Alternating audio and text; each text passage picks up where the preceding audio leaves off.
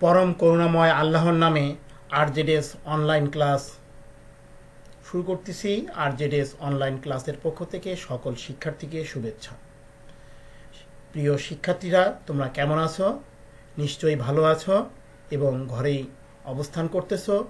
ঘরেই দুষ্টুমি না করে আমাদের অনলাইন ক্লাস ফলো করো, স্যার ম্যাডামদের ক্লাসগুলো দেখো, তোমাদের যে নির্দেশনা দেওয়া হচ্ছে সেই নির্দেশনা অনুসারে কাজ করো, তাহলে নিশ্চয়ই তোমাদের পরবর্তী পরীক্ষার ফলাফল ভালো হবে।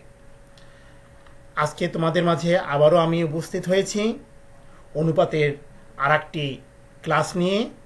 আমি ASM নাহিনুল ইসলাম, সহকারী শিক্ষক, রংপুর জেলা স্কুল, রংপুর।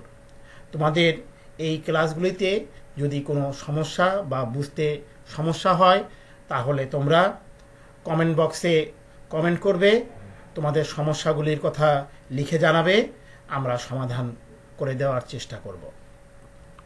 চলো আমরা আমাদের পাঠ্য বইয়ের কিছু সমস্যার সমাধান করি।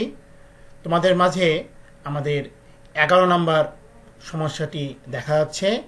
আমাদের পাঠ্য বইয়ের 11 নম্বর যে প্রশ্নটি আছে এখানে দেওয়া আছে, দুটি সংখ্যার যোগফল 630, এদের অনুপাত 10:11 হলে সংখ্যা দুইটি নির্ণয় করো। আমরা সমাধানটি লক্ষ্য করব। দেয়া আছে সংখ্যা দুইটির সমষ্টি 630। অনুপাতের রাশিগুলোর সমষ্টি আমরা যোগ করে দিলাম, 21 পেলাম। এবার প্রথম সংখ্যাটি 630 গুণন 10/21 আমরা পাচ্ছি 300। দ্বিতীয় সংখ্যাটি 630 গুণন, দ্বিতীয় অনুপাতটি ছিল 11, 11/21 আমরা পাচ্ছি 333। তাহলে সংখ্যা দুটি হচ্ছে, একটি হচ্ছে 300 আর একটা হচ্ছে 330। সরি, এখানে বলতে ভুল করে ফেলছিলাম, এটা হবে 330। সংখ্যা দুটি হচ্ছে 300 এবং 330। আমরা পরের সমস্যাটি লক্ষ্য করব। 12 নম্বর সমস্যা, দুটি বইয়ের মূল্যের অনুপাত 5:7, দ্বিতীয়টির মূল্য 84 টাকা হলে প্রথমটির মূল্য কত? আমরা সমাধানটি লক্ষ্য করি। দুটি বইয়ের মূল্য দেয়া আছে 5:7, দ্বিতীয়টির মূল্য 84 টাকা।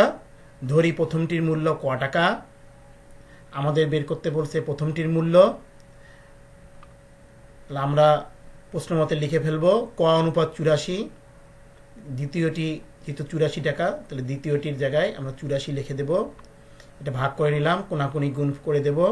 এবার 7 দ্বারা ভাগ করে দেই। 84কে যদি 7 দ্বারা ভাগ করে দেই তাহলে হবে 12, তাহলে 12 আর 5 গুণ করলে 60। তাহলে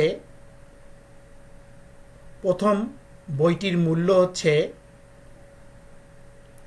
60 টাকা।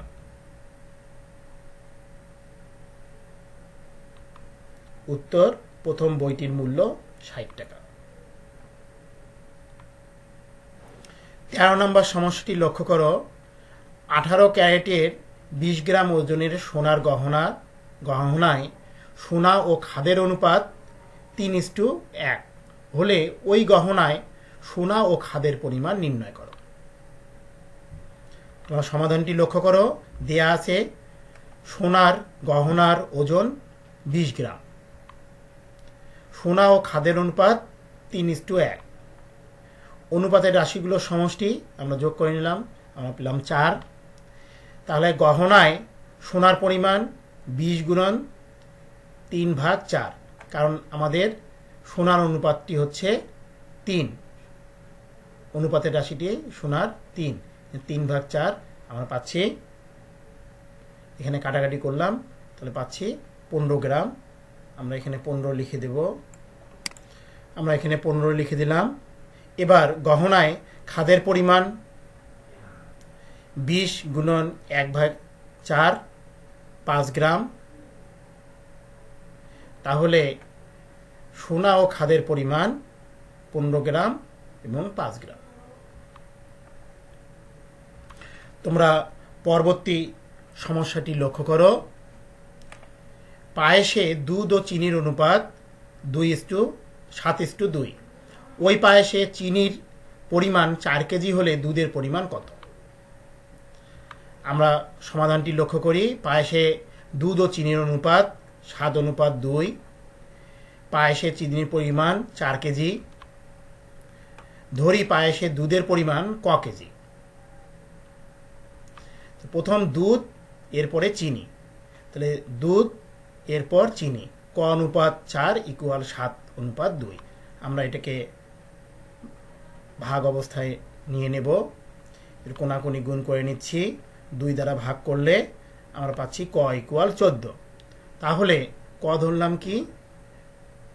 পায়েসে দুধের পরিমাণ। তাহলে ক14 মানে দুধের পরিমাণ 14 কেজি। প্রিয় শিক্ষার্থীরা, তোমরা এই সমস্যাগুলো বাসায় সমাধান করবে, বারবার সমাধান করবে, তাহলে তোমাদের আয়ত্তে থাকবে। যে কোনো এইরকম যে কোনো সমস্যা আসলে তোমরা পরীক্ষায় সমাধান করতে পারবে। তোমরা ঘরে অবস্থান করো এবং আমাদের অনলাইন ক্লাসগুলো ফলো করো। নিশ্চয়ই তোমাদের রেজাল্ট ভালো হবে এবং তোমরা ভালো রেজাল্ট করবে। তোমাদের এই স্কুল বন্ধ থাকার কারণে আর কোনো সমস্যা হবে না। তোমাদের যদি এই প্রশ্নগুলো কোনো ধরনের প্রশ্ন করার থাকে সমস্যাগুলো সম্পর্কে, তাহলে ইনবক্সে লিখে আমাদের জানাবে, আমরা সমাধান দিয়ে দেব ইনশাল্লাহ।